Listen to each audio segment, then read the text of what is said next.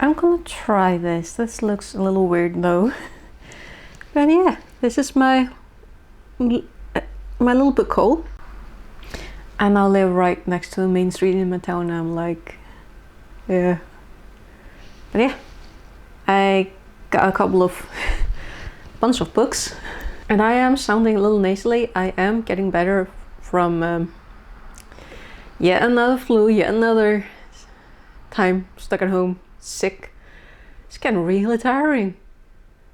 Like, I've heard that a lot of people in my town have been sick as well. I am not able to get a phone conversation, what do you call it? Like a consultation, whatever. I can't hear a doctor until Friday. I think it's Tuesday today. I'm hoping I'll be able to go to work. Hopefully tomorrow or Thursday. We'll see. But I'm not here to moan about my lack of health. I want to talk about books, so to cheer myself up, I'm going to talk about the books that I got. I've been getting this January. So first up is the 9th volume of Omniscient Reader's Viewpoint. Originally a web novel.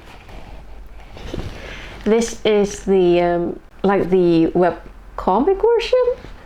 I am also collecting the novel, light novel version that's also coming out. That one is up to 2 volumes. This is a pre-order because it's just Omniscient Reader Viewpoint is such a good story. And yeah, this one I wasn't planning on getting, mainly because I couldn't find anywhere like. So I ordered these off of Waterstones. I was interested in this one. Oh yeah, and Omniscient Reader's Viewpoint, that is by, original story is by Sing and Song. Here's also the artist and adaptation. This one, Snow and Rose by Emily Winfield Martin. This is a Snow White and Rose Red retelling. And it's been ages since I read the original fairy tale. But I do remember there being a pesky gnome or dwarf or elf type of thing. A very pesky little character. Oh, and there were bears. And this one does seem to have bears as well. I didn't make the decision to get my own copy until I actually watched the I want to say Gabby and Jen, I want to say it was that one, where they were talking about this book, which was really good because there was no description of Waterstones. They literally sold me on this book. If you've read the original fairy tale, definitely recommend it, but the art in here is also just, I don't know, nostalgic, a very nostalgic artwork. I want to find one particular picture. Oh, this one is good too. But I want to find one particular one because of that little creature. I'm not going to show that one. I think that's a spoiler. Where are you? Ah, here he is. This creature. I remember there is magic and folk tales and animals and 2 girls. Snow and Rose didn't know they were living in a fairy tale. People never do. Oh, the cover design is by Nicole de la Heras. So yeah, it's a retelling of Snow White and Red Rose. So looking forward to that. And then I did the thing that I've been thinking about for years at this point. I bought paperback versions of the hardback editions of the Discworld novels by Terry Pratchett that I've had. So up till this point in life, literally just bought either the paperback when those were available first, and then after that very often just buying the hardcover, because those used to, nowadays those are usually ones that come first, then you have to wait for the paperback. And because I didn't see any point in owning two versions of the same book, I would just buy the hardback, or the hardcover. English, it's a brain. And call it a day. But I moved, and now I have way more shelves to use personally. My Discworld novels are not here, they're in my bedroom in special. They're getting their own personal little setup.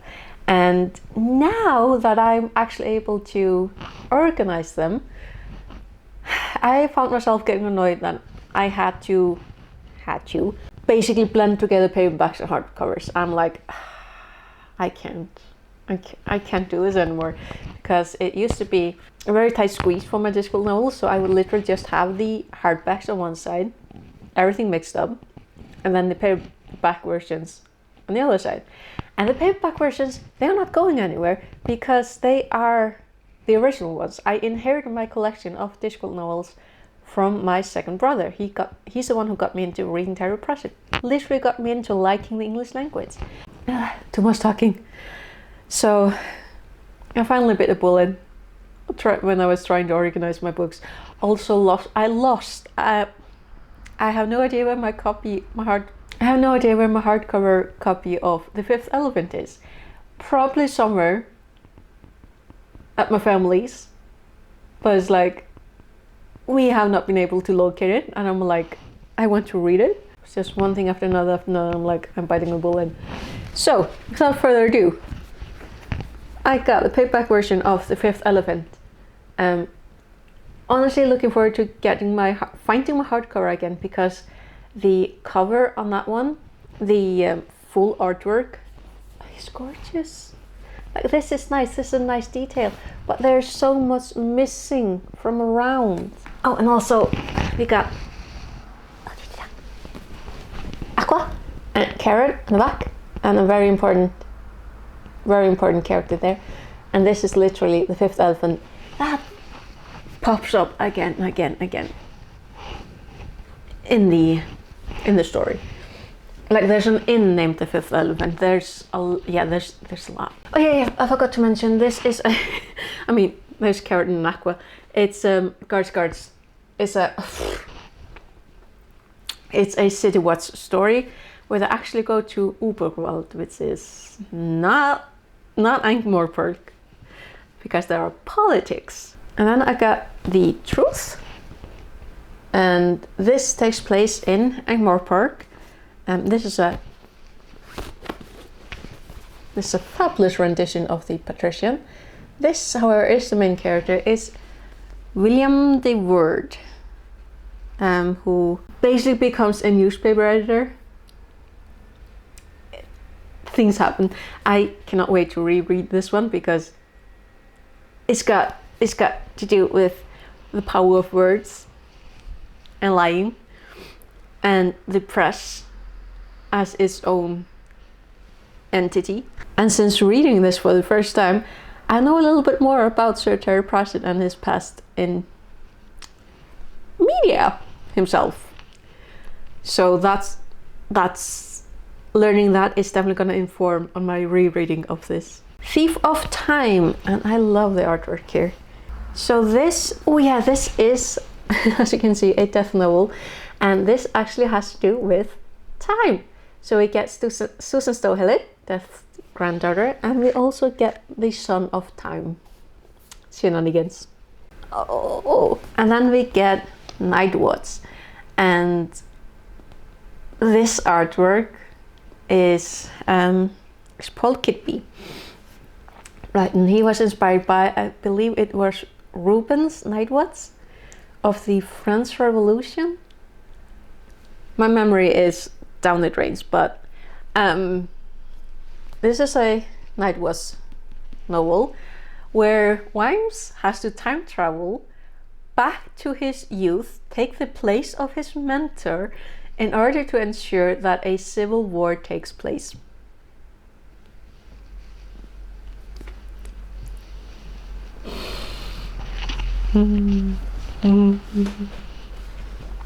Oh, and then Thud.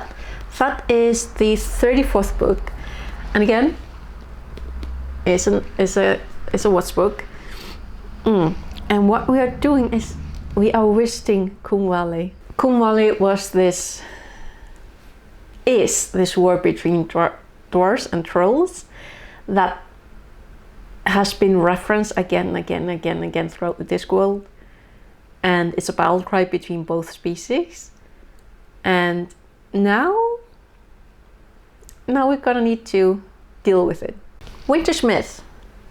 This is the third book with Tiffany Aging, where she leaps into a dance that is traditional, meaning it's actually a ceremony, kind of. And she basically takes the place of the summer lady. So the Winter's Myth, or the spirit of winter, falls in love with Tiffany. And of course, if she doesn't solve the issue, there will never be another springtime. Yeah. Unseen Academicals. We get back to the wizards. And this one is all about football. Which I have to admit, the first time I read this, I didn't quite, like, I didn't hate it, I just didn't like it. Like, I wasn't in love with it. Mainly because I just don't like football, and I was more focused on the football rather than the history of the sport and what Pratchett was talking about. So hopefully with my rereading of this, I will actually have the knowledge and understanding to actually figure it out. And then lastly, the paperbacks that I got, also the last book, and the fourth book with Tiffany Aging is the Shepherd's Crown. And I'm not gonna lie, when I read the first chapter of the hardback cover, first off, it took me so long to get myself to actually sit down and read. And just reading that first chapter made me cry. I absolutely bawled my eyes out, because this is, it's very much a book of goodbyes. It's also invasion, because yet again we get to see the owls invade the Discworld, and we do also get to get quite a good glimpse into the culture and how owls on the Discworld actually function, how they work, how they think. And yeah, so those are the 10 books that I got myself now in January. And filming is actually making me really rather nervous, because there are people about. I got the winter storm, but I'm still like, No, I'm really pleased with this. I finally bought the paperbacks that I've been thinking about for such a long time. I'm continuing with the Omniscient Reader's Viewpoint, and I'm not sure when I'm gonna read Snow and Rose, but it comes really recommended, so yeah. But anyway, thank you so much for watching. I hope I'll see you in some other video of mine. But yeah, until then, take care. Bless.